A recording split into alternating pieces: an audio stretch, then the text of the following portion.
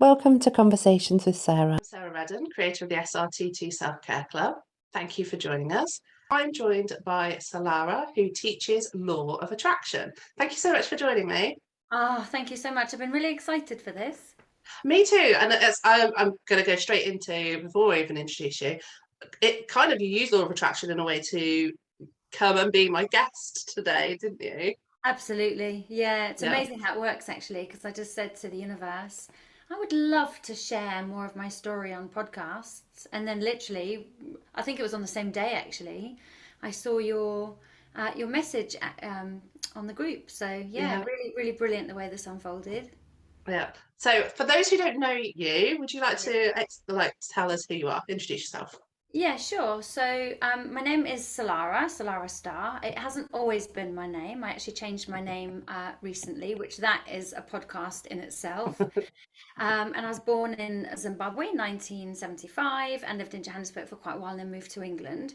The only way I can describe my life is one of complete contrast. So everything felt upside down, back to front, and the wrong way around. My dad suffered from severe mental health issues, paranoia and schizophrenia, and he had alcohol issues. And growing up in that environment was really, really challenging. We never really knew what mood dad would be in.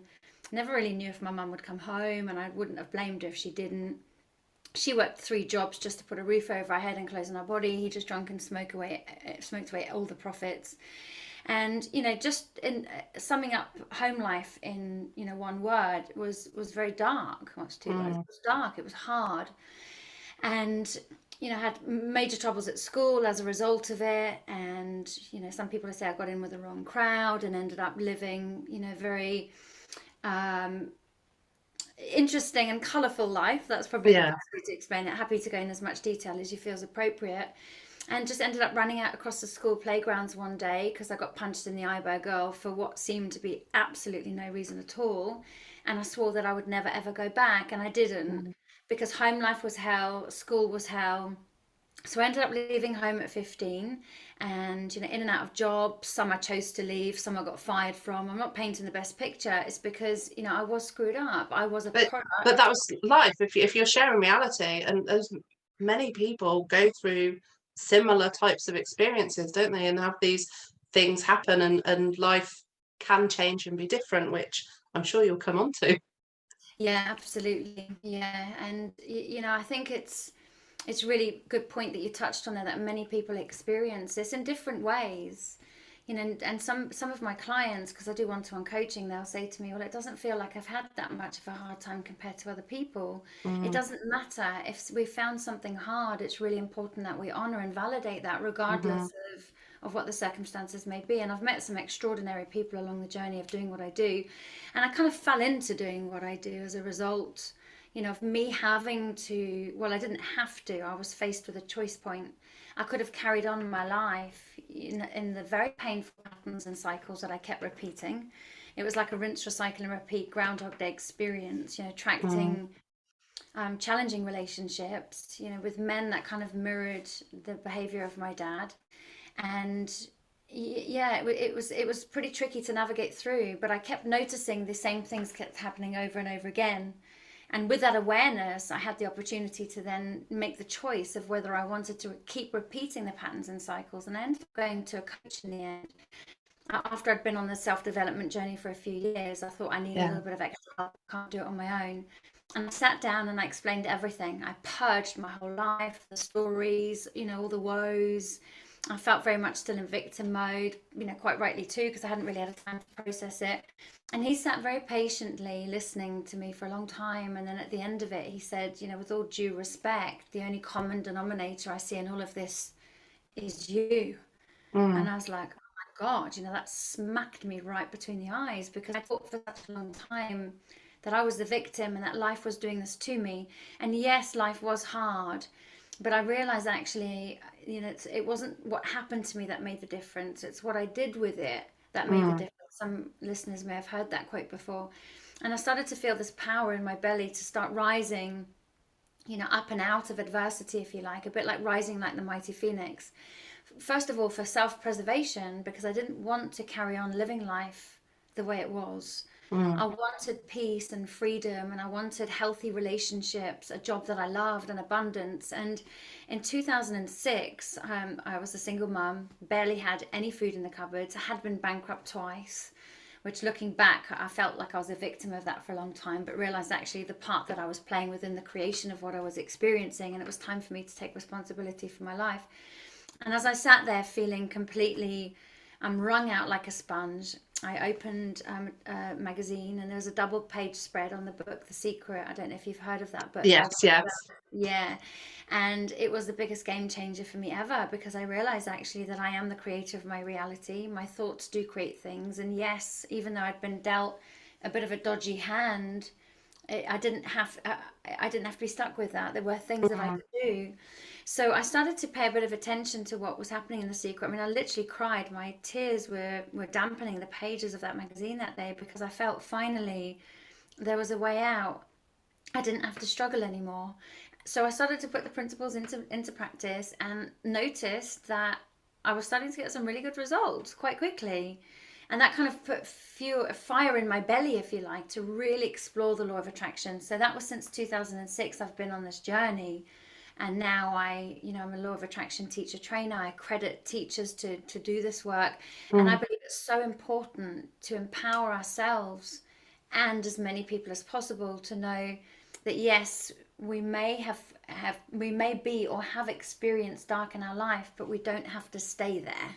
And that's kind of like my personal message. I've learned to turn my garbage into my gifts, and I help other people learn how to do the same.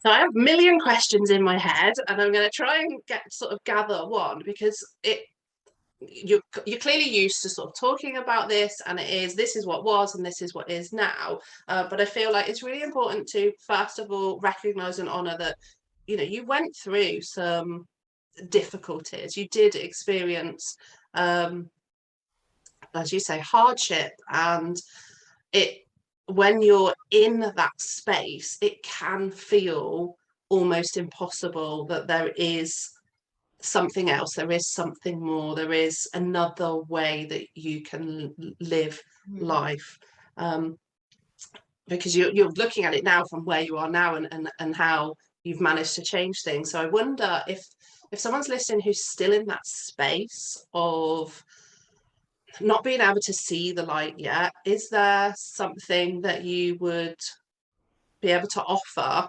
that can help them know that light is there for them too?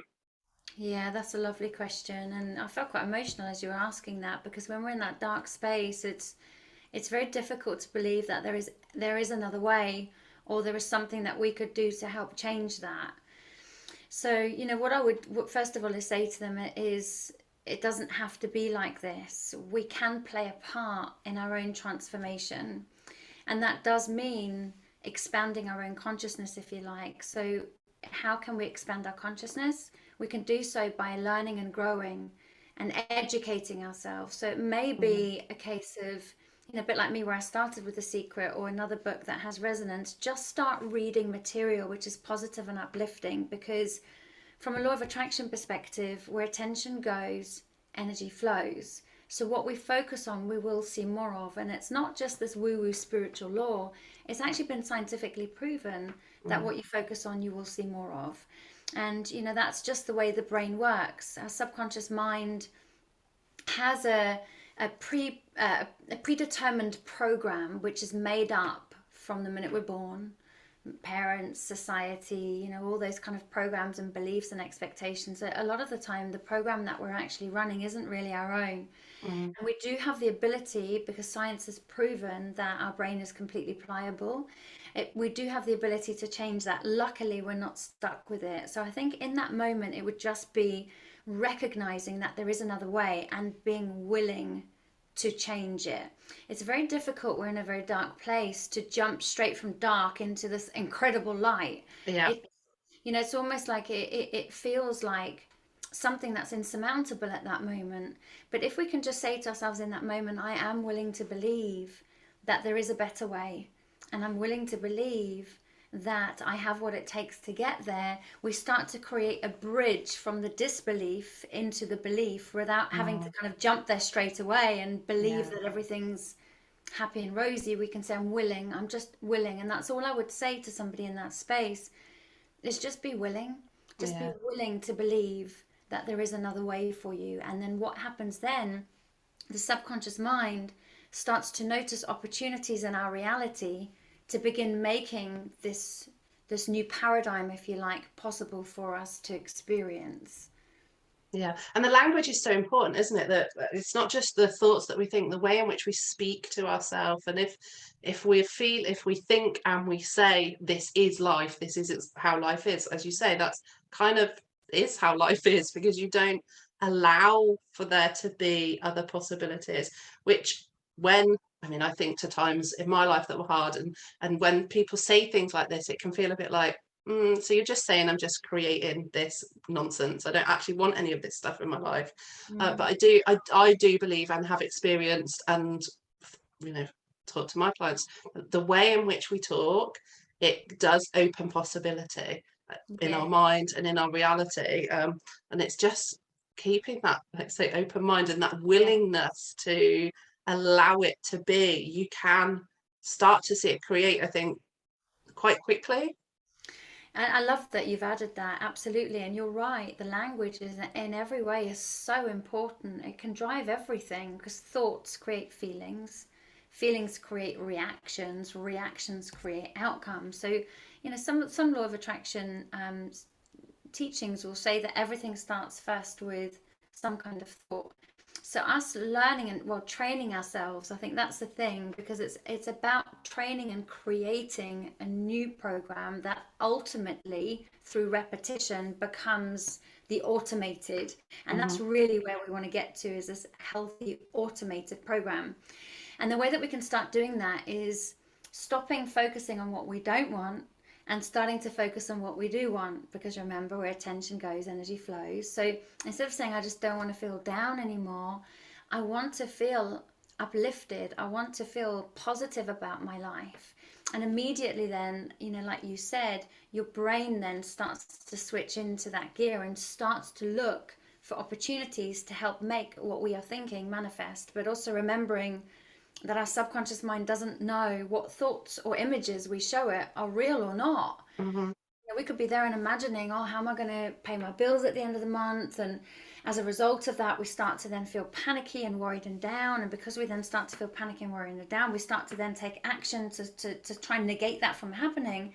And unintentionally, sometimes creating the very thing that we're trying to avoid, because our actions are driving. So if we can start to train ourselves to focus on the outcome we do want, all my needs are met, I can afford everything with ease and with grace. The universe completely and utterly has my back, and everything is always working out for me. Everything works out in my favor. So this is positive affirmations and thoughts, etc. We can quite often avoid treacherous or a tricky road just by us taking our awareness and our attention to focus on what we do want rather than what we don't want. So thoughts and mindset are really important. Of course, self-talk too, to say to ourselves, I'm so proud of you, because no matter what you've been through, and this is a great mirror work, no matter what you've been through, you are still willing to show up for yourself. No matter how hard it's been, you are still willing to find another way. And having that, becoming our own cheerleader, is also really important in that process. And say, darling, I love you too much to let you stay here a minute longer. Come with me, let's find another way. And then whether it's a book, a YouTube channel, or a podcast like this, the universe will always bring the answer to you, because when the student is ready, the teacher will always appear. So when you start focusing on the destination that you would prefer to experience, the right people and teachings will come along your pathway to help bring that into fruition. Yeah, I love that. So I wonder, bringing it back to you, so you had The Secret. Do you remember kind of those shifts for you when you started to change the way in which you looked at the world and the way in which you spoke and thought? Is there any kind of moment where you sort of, this is it, it's happening? Yeah, that's a really good question. There's a few moments actually. I went on a tangent of brain training because I realized that my thoughts were not in alignment with the destination I wanted to experience. So I really started exploring positive affirmations. And what I did, I was so determined and filled with so much desire to move out of this dark space I was in, that I got loads of post-it notes and I wrote so many positive affirmations. Life loves me. Everything is always working out for me. I'm a trust fund baby of the universe. I'm a money magnet. All these things. And I plastered them at key points around my home. So kettle, as I was walking up the stairs, in the toothbrush cabinet, in my, sun visor thingy in the car, when I put my lipstick on, they were pretty much everywhere in my wallet. And what I did is I made sure that every time I hit a new affirmation, I would keep saying that over and over and over again until I hit the another one. Then I'd say that new one over and over and over again until I hit the other one. And I didn't make myself negatively. I felt the desire to do this every single day. And the moment came when I was walking down the high street. I was going to go pick my daughter up from school. And I noticed that these thoughts were just going over my head without me even trying. And I put a massive smile on my face thinking, wow, this is now becoming that automated new program. So I'm overriding this old one that doesn't serve me and creating this new one. And that's when I really started to feel, okay, I have the power inside of me to change this. I'm not stuck with it. But there were loads of other little things along the way, with manifestations, that I had proof that the law of attraction works, and that's what gave me the fuel in my belly to then explore it more, and of course run workshops and teacher trainings and stuff like that. I make it sound the teacher trainings that was a journey in itself, but yeah. Yeah, you didn't just wake up one day and go, oh, I'm going to do this now. Exactly. There's a lot of hard there is work. that action that needs to go into achieving the goals. Yeah. I like the way that you said that, Sarah, because that's so true. Without action, nothing materializes. And I think this is kind of, I don't claim to be sort of an expert on law of attraction or manifesting. I realized through the conversations that I've had that it is things I use in life without knowing that's what I was using. And I think from other conversations, the action bit sometimes is what's missing with people. There can be, so I'm interested in your perspective, but there can be this idea that if I just have a thought, if I just say a thing, then it is all going to appear for me. Where do you sit with that? Oh my word, God! I'd say if only it was easy as that. In some respects, luckily, it's not. Now, with the law of attraction, there's a bit of a time buffer, so nothing really manifests instantly, and thank God for that, because many times our thoughts are automated and robotic and aren't necessarily in alignment with what we want. So if things manifested instantly, then we would have spent an awful lot of time having to undo everything. So I kind of have gratitude for that time buffer. But thoughts are only just a part of it. The law of attraction is very, very expansive, and it's only one of the spiritual laws in the whole of the universe. So if we just use the law of attraction, we won't really get the full potential out of it. But some people, certainly for me, and other people listening may relate to this. If you have read The Secret, you would think, oh, that's all right. All I've got to do is think about what I want, imagine it happening, get into the feeling, and then it's going to manifest. I did that. I led every single night in my bed imagining a check would fall out of the sky, $1 million check would fall out of the sky. But what I missed out, the missing step that I felt The Secret omitted, was the action part. It doesn't enable us to be lazy and greedy. We become a co-creator with the universe. So we have to do our part and the universe does its part. And then that's when magic starts to happen. So I'll give an example.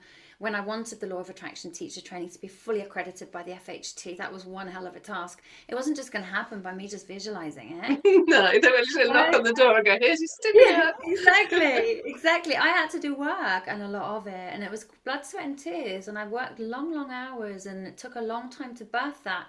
But the universe helped me along the way, brought me the right information, the right teachers.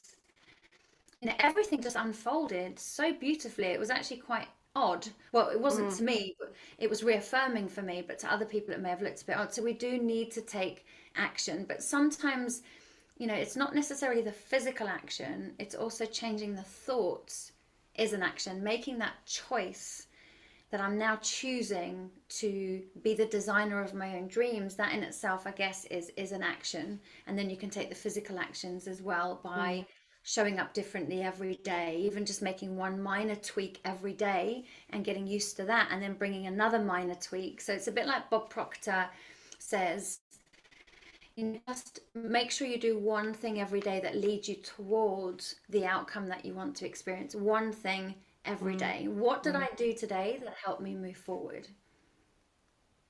Yeah, and I think that's it. And it only needs to be one thing, because often we can get caught up in this idea that when we're trying to create change, we have to do all of the things instantly. And that's overwhelming. It's unattainable. I think there's very few people that have woken up in the morning and gone, I'm going to do all the things today, and all of the things get done. So it is about setting ourselves up to be successful, and taking the steps and making the most of the moments is the phrase that I've got, which I've never used before. Making the most of the moments. Yeah, but that's so powerful, the law of attraction. So I'm so pleased you've said that, because many people, and I'm definitely was one of these people, and I can sometimes still slip into that, is living in the past or in the future. You know, like worrying, like feeling anxious or resentful or annoyed or regretful about something that has happened, and then potentially worry about what might happen in the future. You know, very rarely are we present in the moment. That's why I think what you've said is actually probably one of the most powerful messages. And that's why mindfulness is a really good art to be able to do alongside the law of attraction, because what mindfulness does is it brings us present into this moment. And when we're present and we work on cultivating a higher vibration of where we are right now through gratitude, through appreciation, through presence of all the lovely things around us, and you know, just being really grateful that the universe, in this moment, everything is okay.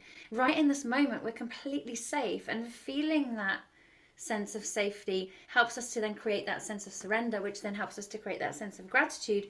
And if in this moment we are vibrating on a higher frequency, then every single moment that is then to follow takes that energetic signature into it and through it, which means that we'll always everything will always unfold beautifully as a result of that. So you're absolutely right. I'm so pleased that you said that.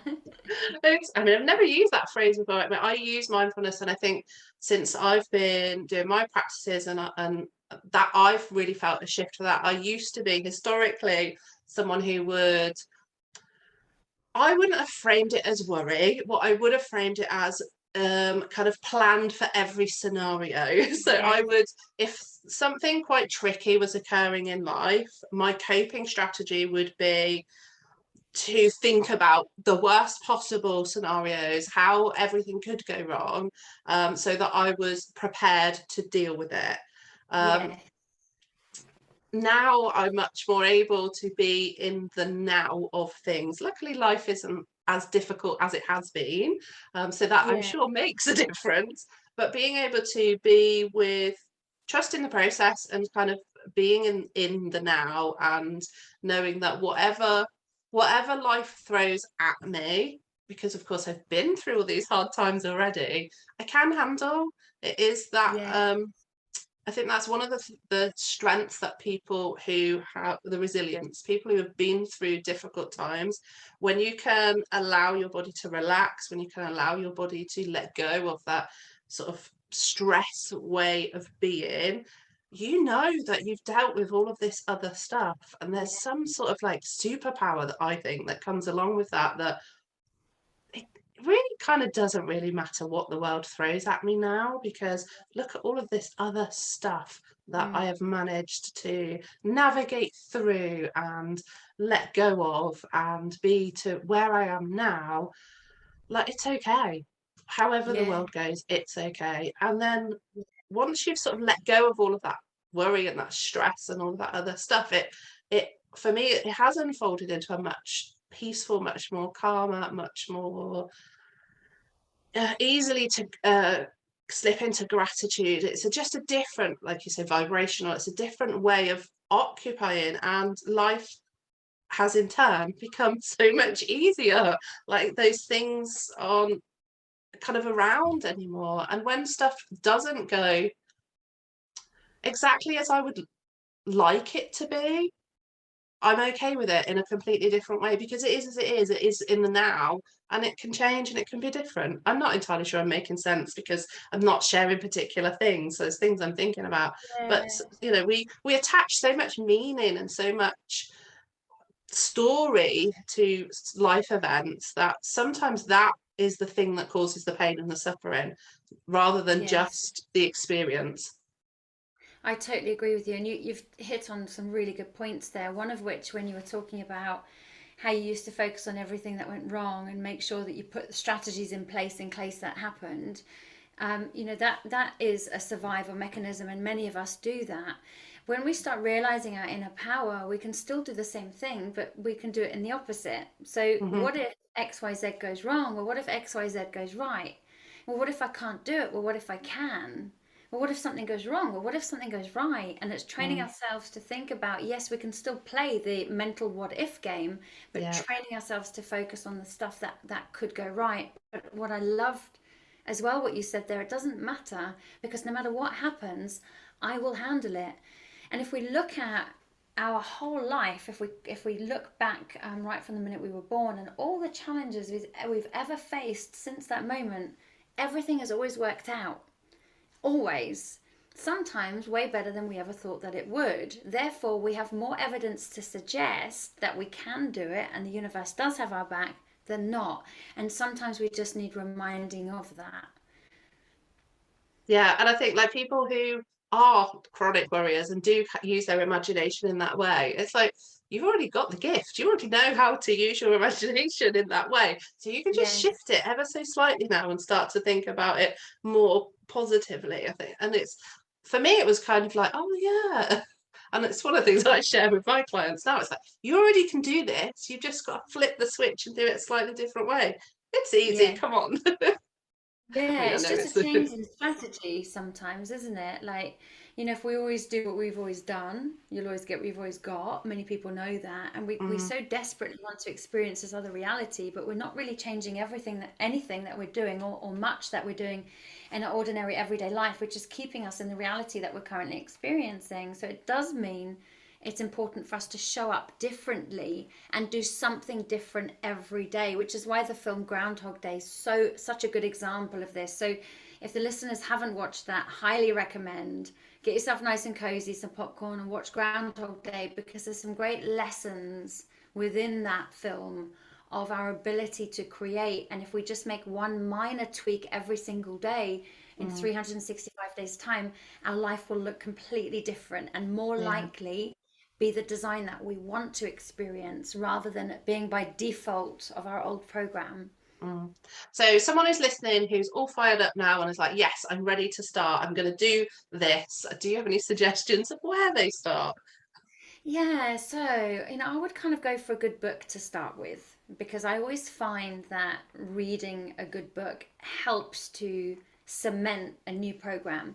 But I would first of all say, right, if you're brand new to this, why don't you write a list of everything you don't want? Sounds counterintuitive, so just bear with me, on a separate piece of paper, and then look at what the opposite of that is. Because a lot of people say to me, I don't know what I want. Okay, well, tell me what you don't want. And I get this huge long list.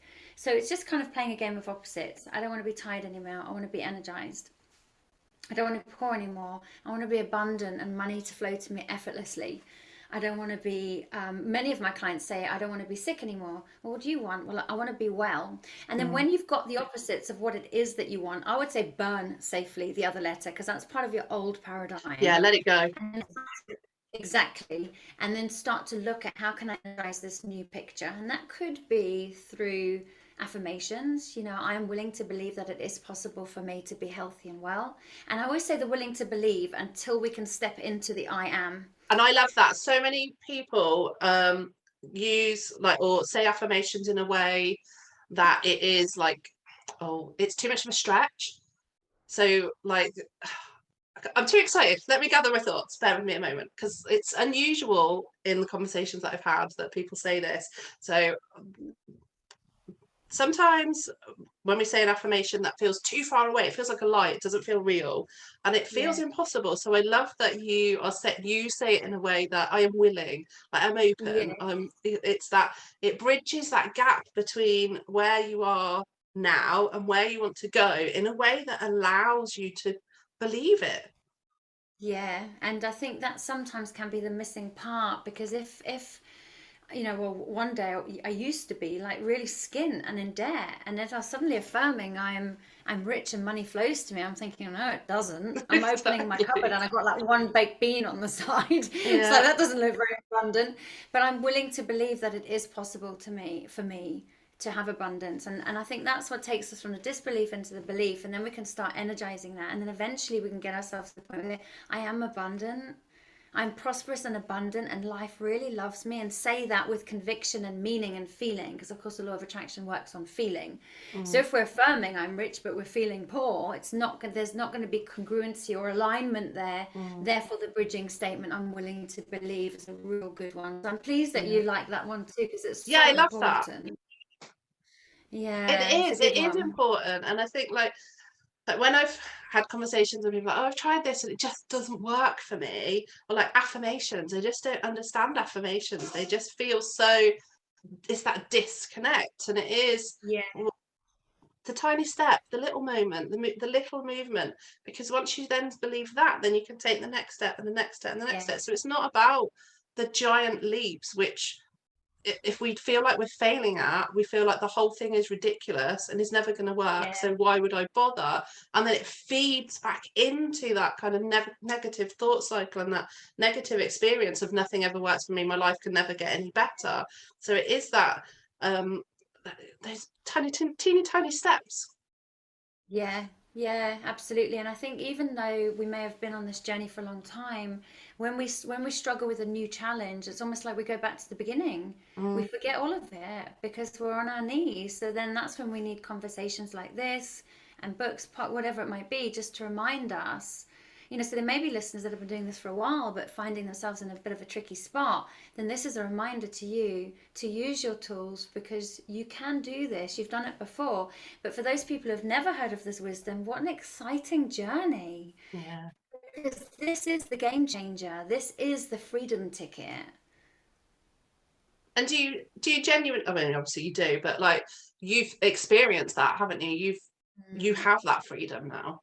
Multiple times. There's not to say that I don't have new challenges to overcome, because I do. The law of attraction doesn't mean that I spiritually bypass my life lessons in this lifetime. I mean, reincarnation, etc., is a different subject, but it gives me greater awareness and also greater control over how much negative I do experience. So I have multiple times reaffirmed or re-cemented, if you like, just how powerful this stuff is. I could have kind of like gone off on a tangent for a few weeks and not done any of my practices, and slowly started to go through a decline mentally and emotionally.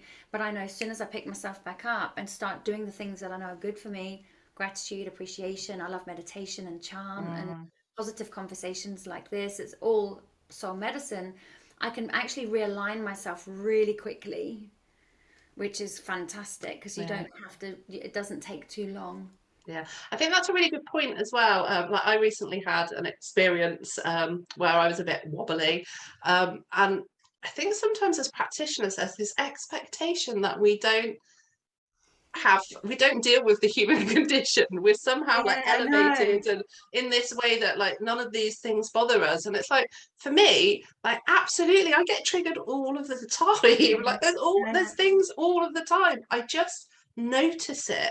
I'm just more able to be curious about what I'm experiencing and step out of the reaction and choose a response to a situation.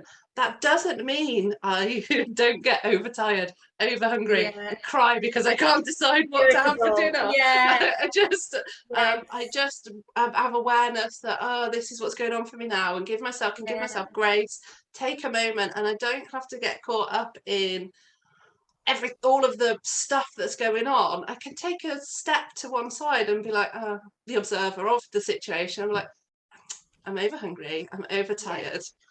I need to, this is what I need for myself right now. Yeah. And I think allow that. yeah, and that's touching on another really great point, is like this stuff is never ending. So don't think that you're just going to go on a, on a positive thinking, kind of mission for a few weeks and the rest of your life is going to be rainbows and butterflies. No, and that's not me being negative. It's just from experience. This is It's something that reality. it's a lifelong commitment to yourself. It's something that you have to be very proactive at and keep showing up. And yes, you do start overriding some limiting beliefs and old outdated programs, but if you stop completely, you slowly start to unwind again back into some of the old ways, and then start to notice some experiences of your old reality. So this is an ongoing process, and as you grow and evolve and you desire for your next level, the universe is going to bring you your challenge, which is blocking you from receiving that. And people say, you must have it all together. I'm like, are you having a laugh? Yeah, my life is so much better, but I'm still human, right? Yeah. I've still got challenges to overcome and rude people to deal with, and I've still got my own triggers from, deep wounds that I may not have healed myself yet from earlier on in my life. But all I know is, when I apply some of these principles, life gets easier and I evolve quicker, and everything around me changes as a result of that inner shift. I love that. And I feel like I could talk forever, but it really is, I think, time for us to stop. So I'm going to bring it to a close, because I think that's a really nice place to kind of leave it now as well, especially for people who may not have really thought about any of this before or heard any of this before. I feel like we've given them a good taste for them to get curious and excited and delve more. And your details will be in the show notes. So if people who want to come and seek you out will be able to get in touch with you, so they can experience a little bit more of what you talk about and what you have to say. So is there Lovely. anything you want to, is there anything you want to leave people with? Yeah, just remember that it doesn't have to be this way. You do have the ability, and it may be something you got to learn, but regardless of anything, you have the ability to change the situation, any situation that you're in right now, for something that is more pleasing and something you want to experience. So really, you are powerful, and it's time to really own that now. Thank you. Thank you so much for coming and speaking with me today. Oh, so welcome. It's been absolutely lovely. Thank you for your time. I really appreciate it. Thank you. And thank you to those that have listened. I hope you've enjoyed today's episode. Find out more details about me and my guest in the show notes or on the Facebook page. As always, stay curious and be kind to yourself.